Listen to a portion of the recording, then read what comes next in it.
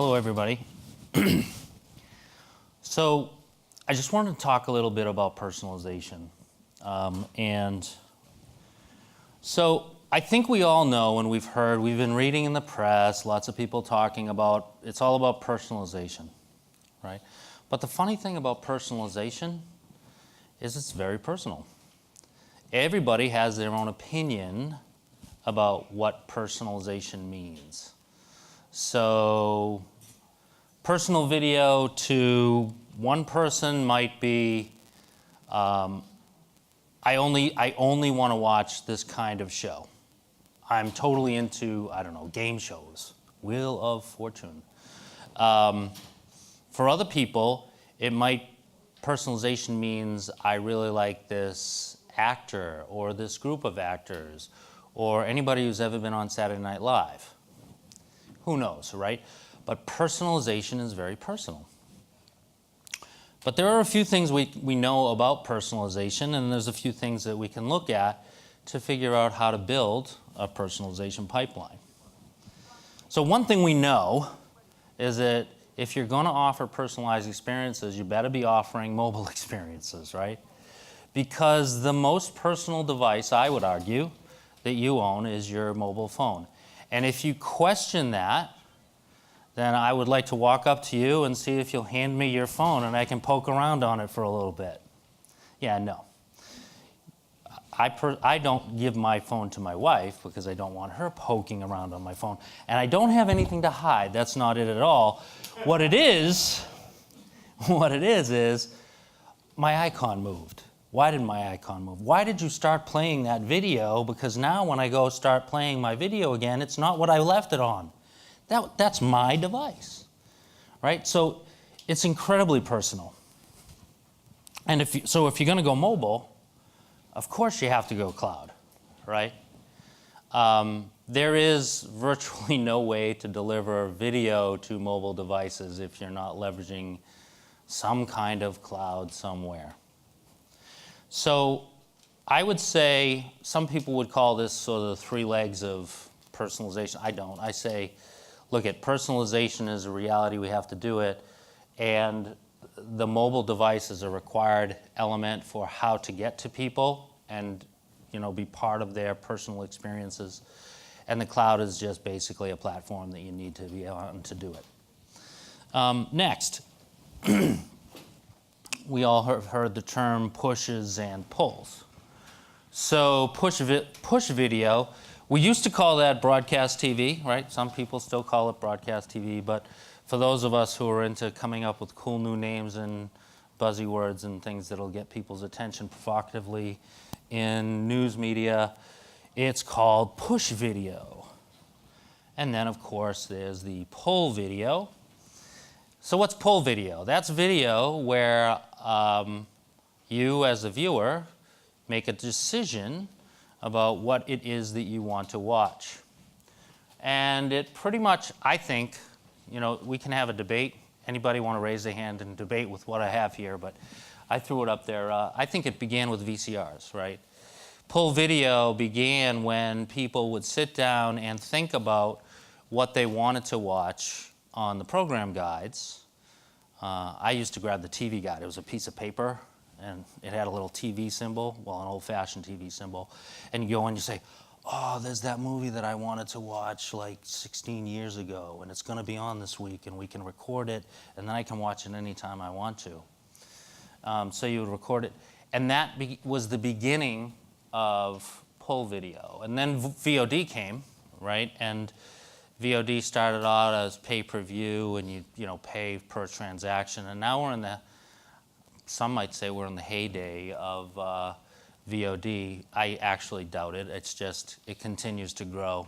It's more of a growing swell than anything. And pull video would now include live linear DVR and time-shifted TV. So that sounds weird, right? Live video as pull? Like, how does that make sense? Well, there are live channels out there, right? You heard in the keynote this morning, Facebook live channels. If I want to go watch somebody playing a video game on Twitch, that's pull and it's live, okay? So I make a choice about something that I want to watch that's a live stream. And we could debate fine points on how that's different from broadcast, but I digress. So the 21st century problem is, we have so many choices.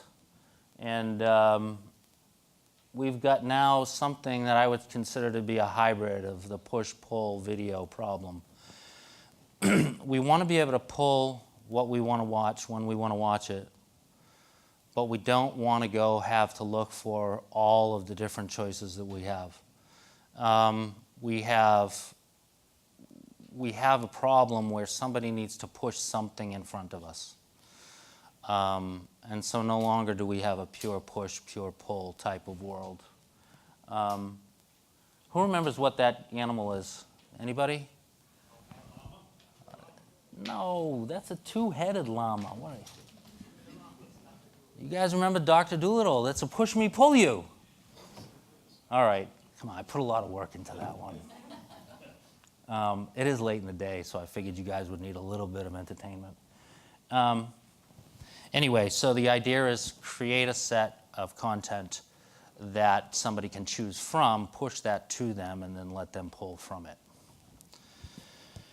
it. Now, here's the $10 million question. What does personalization mean? Now, if I ask anybody in this room, I'm going to get the same answer. It's going to be whatever I want. But that means everything different to every individual. Well, I did make up a couple cases that would at least allow us to start thinking about this in interesting ways.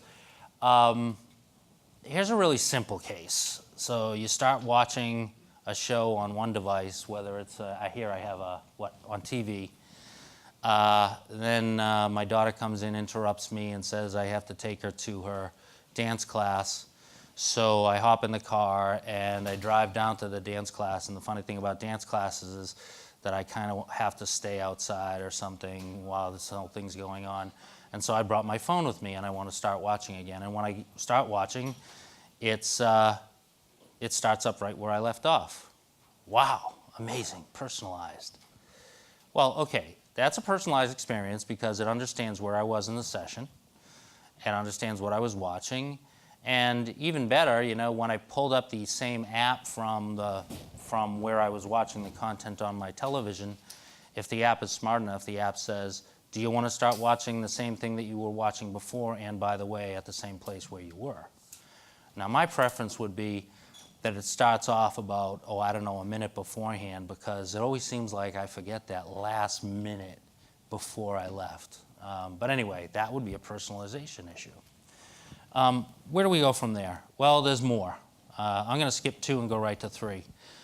What if you're a millennial, your friends are binging on a particular show, they're discussing a particular show, and you want to make sure that you're not left out of that conversation tomorrow.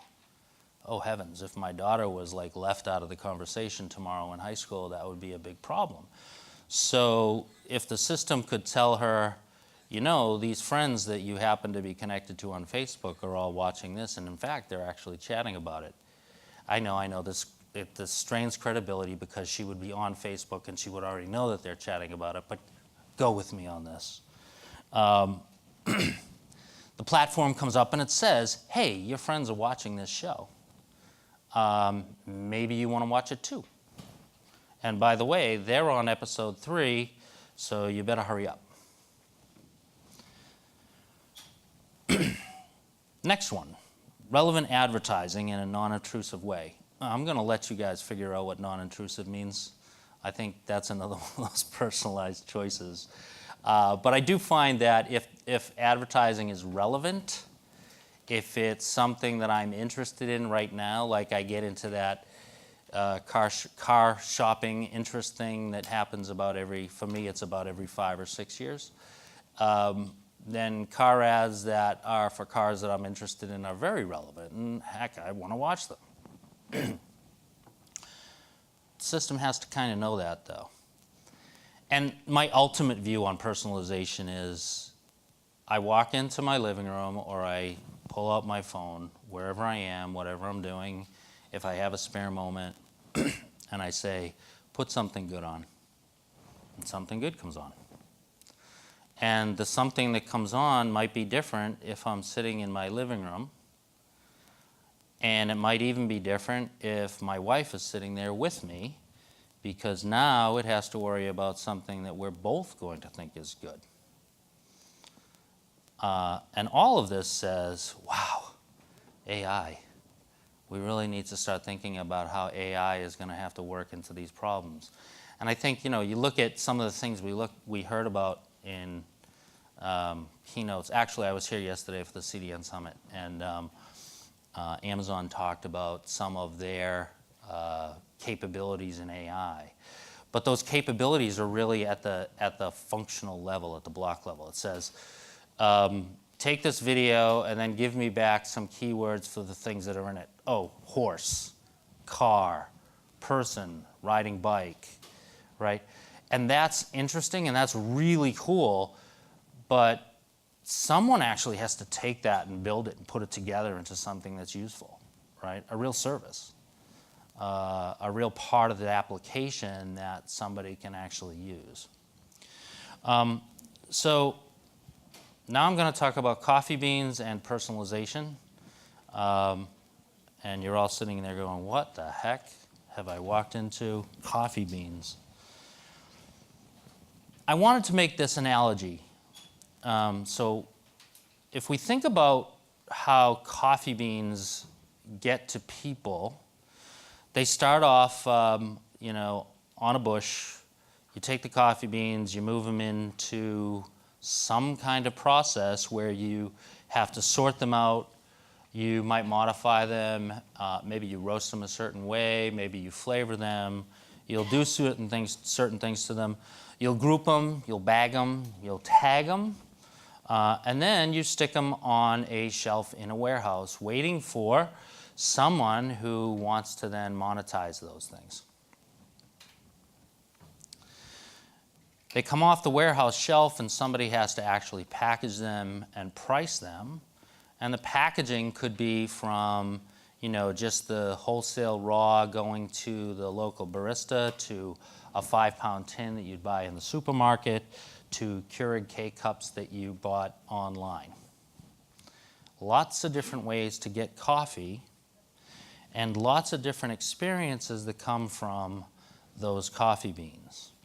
So now you actually have to handle the monetization and the transaction.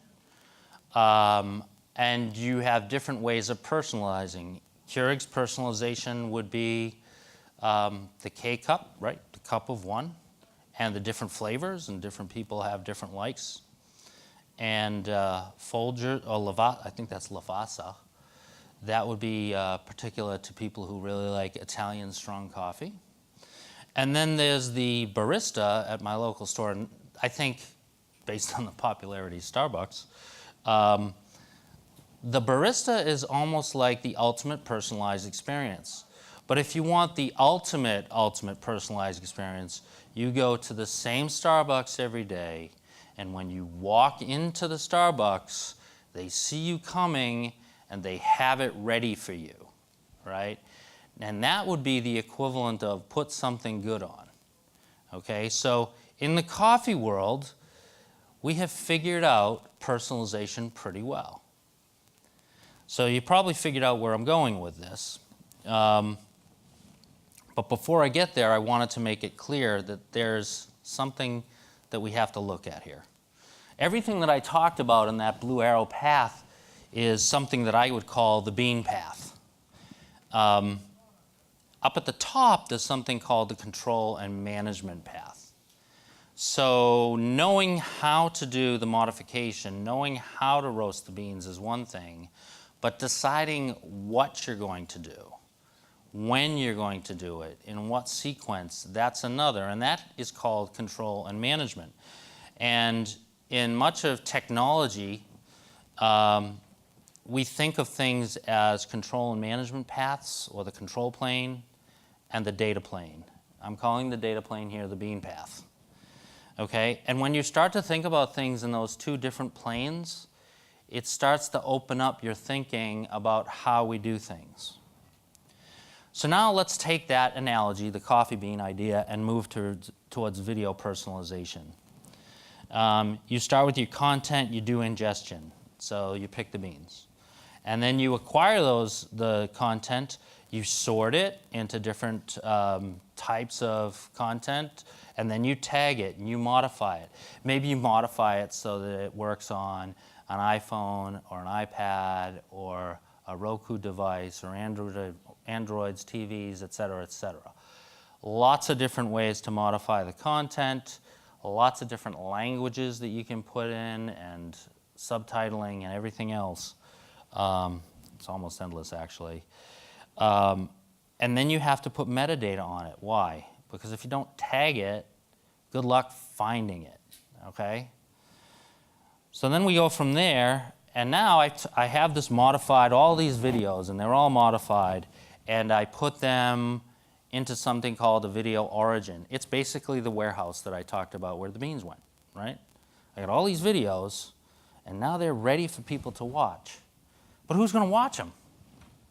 No one, unless I promote them, right? So this has nothing to do with the data plane. This has everything to do with how you build a video business. You got to package it, right? You got to get the right poster and put it in front of people. Is that poster icon going to be this big or this big, and am I going to have 9 on my screen, or am I going to have 5 on my screen? Am I going to have synopsis right in front of people, or am I just going to put the star's face there, right? All these decisions that have nothing to do with technology and everything to do with data, statistics, what works, what doesn't, okay? Then you have to manage the session. You have to worry about, did they start, did they stop, what device were they on, what did they watch yesterday, what will they watch, what do we think they'll watch tomorrow, and all of that, right? And then if we go further than that and we look at the experience presentation, what does it look like when it's on an iPad? What does it look like when it's on a smartphone? How am I going to present that? And these are, infinite numbers of decisions that, a lot of people actually have to figure out from scratch. Finally, you're going to do presentation, personalize, monetize, and yes, we're going to metricize the playback experience. We're going to learn what people watched, what people didn't. And maybe if we learn that they abandoned the video at a certain point, maybe we learned that there's something about that content that was not quite right for that person. So I like to think about the data plane as the how. This is how we make the video get from here to there. But in fact, it's the control and management plane where you're doing content management, offer, transaction, and session management, and viewer experience management. When you put all that together, along with the advertising focus piece, you end up with the who, what, when, and where. That's a lot of information that you need to be able to handle and process and leverage so that you can actually create a highly valued video experience. So I would argue, based on that pipeline, that personalization can't be done as an add-on process at the endpoint. You really need to think of it as a pipeline. And the pipeline is all the data infrastructure at the bottom. It could be cloud-based, it could be on-premise based, it could be a mix and match of those. But at the end of the day, you need a content workflow capability that can do metadata. You need offer and transaction and session management. You need advertising management, the ability to synchronize people's interests with the advertising inventory that you have, and user experience management, presenting the content in a way that the viewer is interested in it. And you have to do that in a way that is cohesive, meaning that if you mix and match a lot of different vendors' things, it could take a long time to integrate all of that together. So if the people who are designing these elements have common design languages and names and thoughts about how things should be done, then maybe you'll end up with an advantage. When you get all that, then you can actually start building video provider services. And with that, I am done. All right, round of applause for Kurt from SeaChange. Is there a prize? I totally forgot. Oh, that's right. We got a beautiful Fire TV here. Ooh, it's lovely. It's going to be streaming tonight. Personalized content. So, if you would like to read the first name, our lucky winner. This would be Irma Kalara Nielsen. Irma. Who's Irma? Irma's right here. All right, come on up and get your prize, Irma. Everyone, 5 minutes. 5 minutes, and we'll be back with Google.